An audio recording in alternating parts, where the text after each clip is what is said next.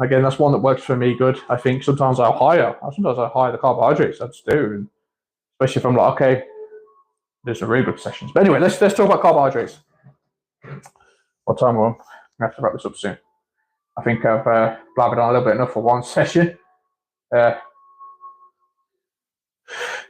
Okay, so carbohydrates are. I'm just going to put carbs at the top here so we know what we're talking about. Carbs. They are in two forms. They form a part of something called the glycemic index. So you've got a chart. You've got low GI, high GI. Glycemic index is GI. Okay. Low and high. Okay. So you load this, and it's all about how, because we all know consciously that candy bars and all these other things aren't good for us. Because what happens is, brief little bit of science. What happens is because it's there's no it's pretty much just pure sugar. They're all refined grains, basically just manufactured carbohydrates, and they hit the bloodstream too quick. They spike insulin too quick, which insulin is a storage hormone, and it promotes body fat. Basically, that doesn't mean they're all completely obsolete. Small amounts, again, that's what we're talking about. But when I was speaking about 60% of the carbohydrates, I was talking about this side. So the low GI, that's the good thing about this. So this, like I said, the difference is the low GI. When you're consuming these hit your bloodstream much slower. They are released much slowly, so you don't have that impact of insulin all of a sudden. That's how you can get away with eating. That's why you see people, how can you get away with that? It's like, well, most of the time, if they're smart with it and they know what they're doing, they know that the impact of this. And the only difference is, guys, is because the difference between these two, why it slowly hits it, is because most of the time the carbohydrates are contained in a fiber. So your low ones, it'd be stuff like your veggies, like I'm not gonna write them all out, but it's like your broccolis, your sort of your Brussels sprouts, your asparagus, all that cauliflower, all that kind of stuff is a carbohydrate, but you'll notice when you read the label, it contains fiber. And that's why they are slowly released, because it's the fiber that's contained in, so they're healthier for you. So it'll be other stuff as well. My go-to is kind of like, the sweet potatoes. Sweet potatoes. Then you've got like, the brown rice. Then you've got like the wheat bread. If you're going to eat bread, I do personally, I like it. These are the kind of things, the whole grain stuff. That's what you're looking for. You're looking for stuff that's whole grain. If you're confused. These are the carbohydrates that I stick to. These are the ones that are going to give, again, these are the perfect scenario for me. And obviously on the other end, we've got you got white bread. You got candy bars. You got sweets. White rice. And so forth. The bad stuff as such. But the difference is the fiber it's contained in. Carbohydrates are either contained in this or this side. And again, a carbohydrate is a carbohydrate. It doesn't matter it's in the form of this. No matter whatever it is, either way, the simple rule of thumb is this, is that all this gets turned into glucose in the body, and then it gets stored as glycogen in the muscle. When the muscle is full of glycogen, the rest is stored in the liver. After that, you're going to spill over, and then it's going to be stored as body fat. Okay, when the reserves are full. So it's important, if you're going to eat high carbohydrates, you need to weight train. There's no question. Because again, you want to be just a little bit careful, because anything that's not used will be stored as body fat. Simple.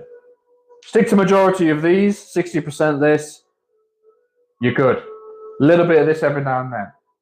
Okay, when does this come in handy versus this? If you're going to have something rubbish, let's say, something that's not good, and there's no question, like I mentioned before, what are you not willing to get rid of? This is where the game sort of changes now, because again, I can go, okay, what are you not willing to get rid of? Not willing to get rid of this. Okay, and I'm like, okay, play with me. Are you willing to have that though at this time? And then most people go, yeah, well, that's when I would prefer to have it. The best time to have this kind of stuff is after post weights.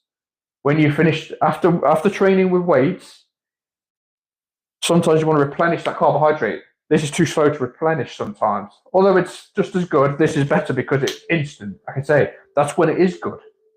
After training. After training is when I'll have something really rubbish. Let's say if I'm having some French fries or something, or if I'm going to have some sweets and a candy bar. Post-workout's the best because you want to replenish the glycogen stores that you've used. It's actually going to work in your favor now. Versus where before we're just going to be stagnated and it wasn't going to do much other than just like sit there and not do anything and just get stored as body fat. Now it's like, okay, it's going to get used now. But majority still want this. And occasionally I will have this. Sometimes some people respond good to have it before training as well, the higher stuff. I've tried it myself. I don't like it. It makes me sluggish. I think it hits me too quick before a workout, and it doesn't just bloats me. I just don't feel as good. Me, I don't like to kind of like eat anything at a minimum of 2 hours before training, minimum. Because if I do anything again, I just get really fatigued, and it doesn't feel right. And I feel like I like to load up first, and again, I kind of like to train on empty. So most of it. That's just how I am. I like to have like a caffeinated beverage or a pre-workout before training, and just that just kind of pushes me through my stored energy. So sometimes it's good just to push the barrier that way. But yes, either way, get off track. stick to these sources if you're gonna, if you're on the 60% line, and even if you are not, vegetables are always going to be good no matter what.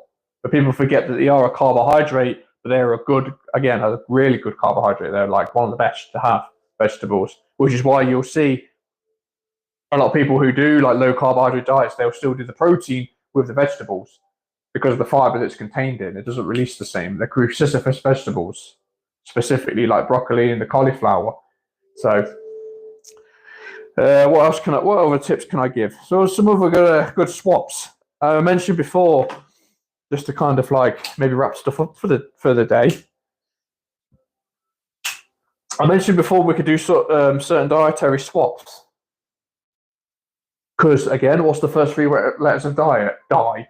Most people don't want to diet. So I say to people, okay, let's not get rid of stuff. Let's just let's swap things. So there is some certain tools out there, like, okay, say like bread is no question for you. You're having bread every day, no matter what. But you don't want the carbohydrate source. There is a keto bread. Okay? And I would show you, but I haven't got it out. But yeah, there's a bread that you can buy which is specifically for ketogenic diets. And it's really good because they contain pretty much 0 carbohydrates. If anything, it's like 1 gram, because most of it is made from fiber, which is going to be good for you anyway. So it's actually beneficial for you.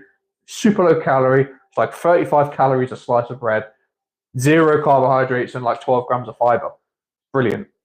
That's a good swap you can do. If it's like non-negotiable, swap that for that. Okay.